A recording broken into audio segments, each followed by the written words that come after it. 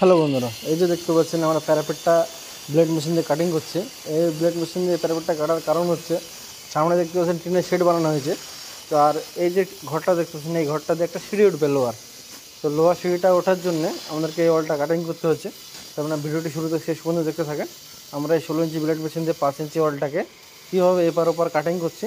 তো ভিডিওটি আপনারা ভালো লাগলে লাইক কমেন্ট শেয়ার অবশ্যই করবেন, এবং এই মেশিনের সাহায্যে আপনাদের বিল্ডিংয়ের কাটিংয়ের প্রয়োজন থাকলে আমার সাথে কন্ট্যাক্ট করবেন। আমার অ্যাড্রেস ওয়েস্ট বেঙ্গল মুর্শিদাবাদ, আমাদের সার্ভিস ওয়েস্ট বেঙ্গলের মধ্যে আছে। তো দেখুন